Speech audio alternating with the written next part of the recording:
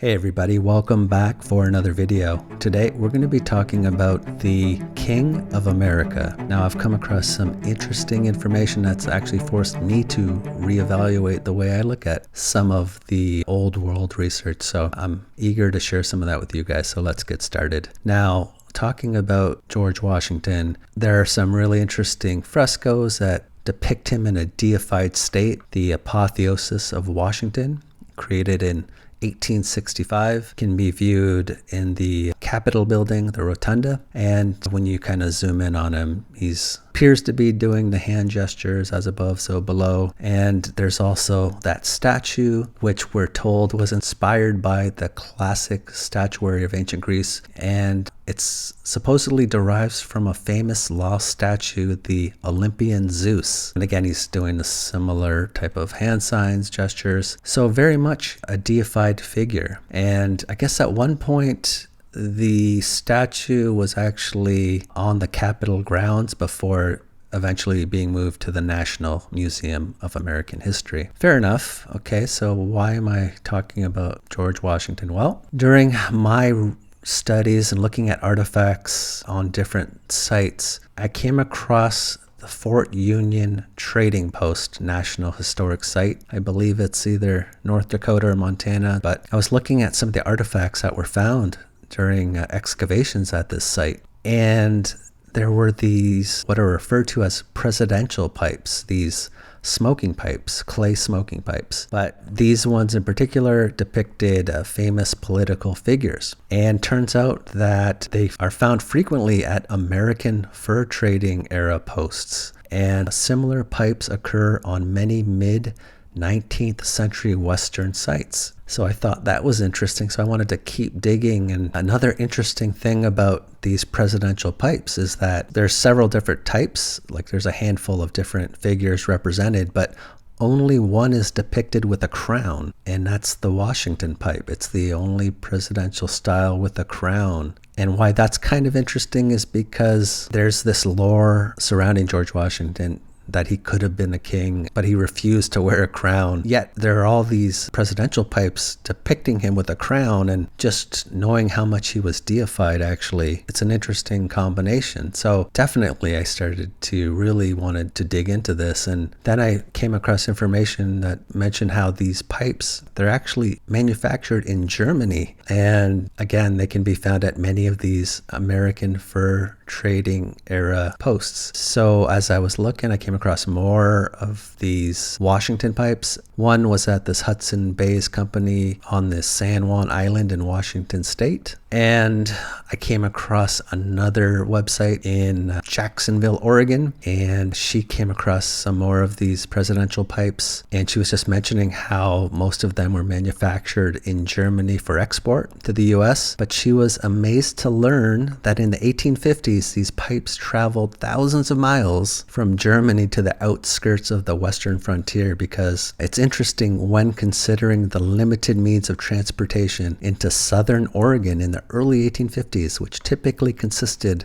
of using pack mules to bring supplies over the surrounding mountain ranges. So we're given dates of typically mid-1850s for these pipes. Yet these areas that they're found in are just starting up, and getting there is difficult. And at a lot of these sites, these pipes are buried. It's an interesting set of circumstances. So I kept looking, and then sure enough, found more examples at Fort Vancouver. And I've talked about Fort Vancouver in a few different videos, but I think Fort Vancouver was actually destroyed during this unknown event that's not in our history. I think this event brought an end to this early colonial period, early industrial period. And I think they're almost up to 3 million artifacts, but just things are significantly buried. And even around Fort Vancouver, there's all these Native American villages that were abandoned in the 1830s, but they find these out of place artifacts and a lot of stuff, again, buried. And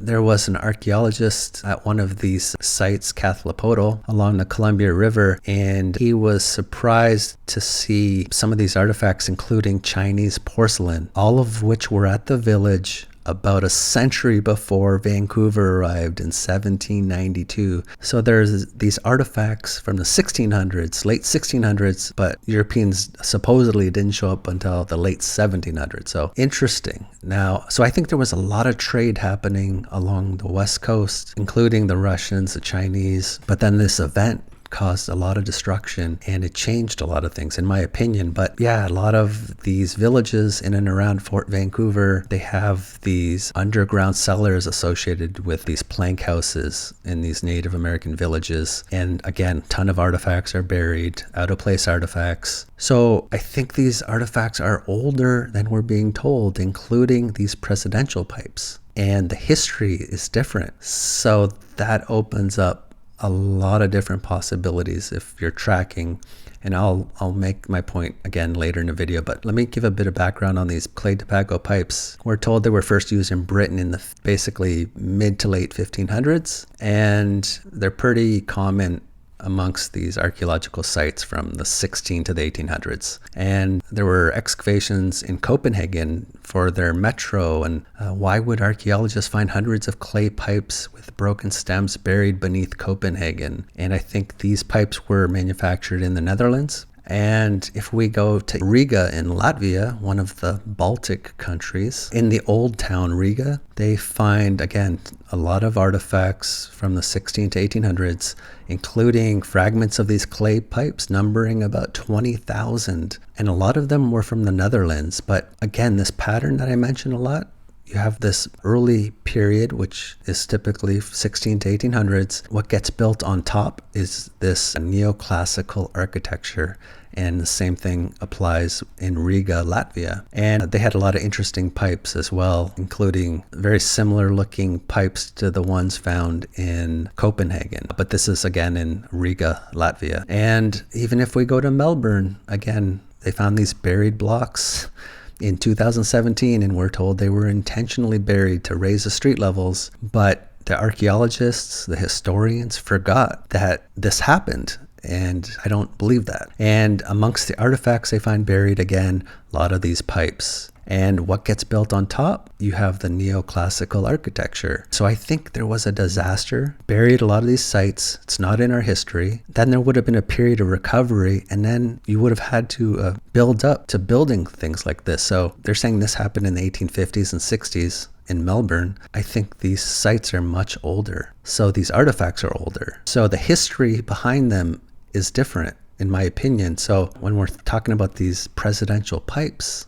they're telling us they're from the 1850s. I think they're older, and I think they belong to a different history. They have a different history associated with them, which is hard to fathom. You know, even if we go to Charleston, another walled city, buried, what gets built on top, the neoclassical architecture. But in 2009, they were doing excavations. They uncovered this redan, basically a triangular portion of this walled city. But again, amongst the artifacts, more of these clay pipes. So they're pretty common. And once again, back in, I think it was 2008, a paper was released, and they finally realized that during the early colonial period, all this sediment was released due to the activities of the early colonial period. Centuries ago, parts of the eastern United States were drowned in mud. So what I'm saying is that this is part of this destructive event, and it's older, I think, than the 16 or 1700s. So these artifacts, even though we're being told they date from the 16 to the 1800s, I think they're older. And they have a different history, actually. And this I found really interesting. So there wasn't even really a comprehensive dating system for these clay pipes until 1954. Now, according to the system they came up with, they noticed that the hole